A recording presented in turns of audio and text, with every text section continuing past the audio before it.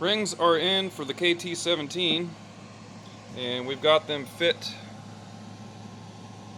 into the bore. That's a 14 thousandths feeler right there. And we file fit them, and then I marked down what we had on each one. Top was 14.5, middle was 14, oil 1 was 13, oil 2 is 14, and as you'll note, it says bottom of the bore minus 3 thousandths. So we've got some taper in the bore, which we know about.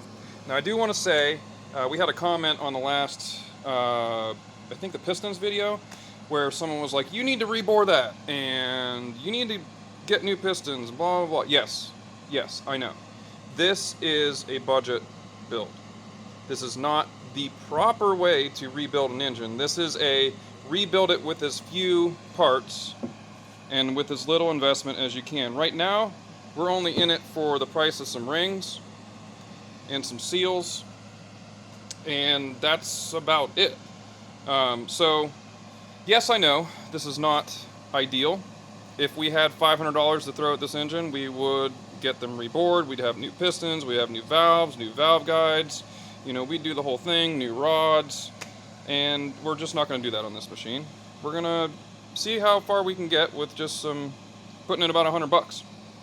Okay, so with that out of the way, we've got some little tools here to make sure we clean up the burrs on the piston rings when we file them.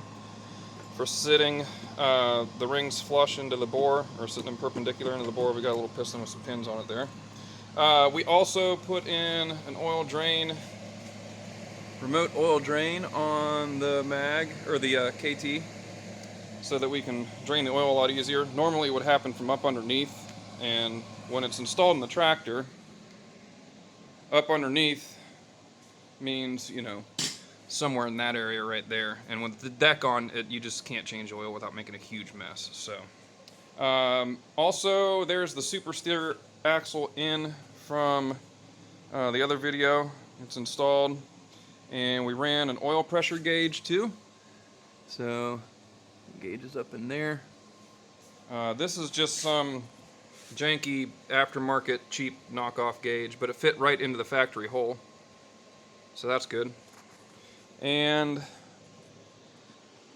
we also extended the wiring over here for the circuit that would be the hour meter, and we're going to install the hour meter somewhere over here, make like a custom bracket.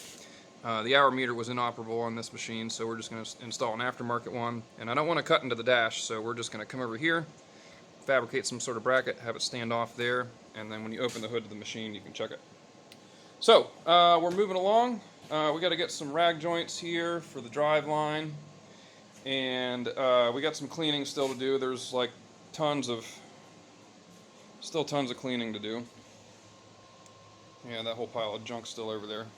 But once we get the pistons installed and everything buttoned back up, oh yeah, we cleaned this face up too here. These are fun.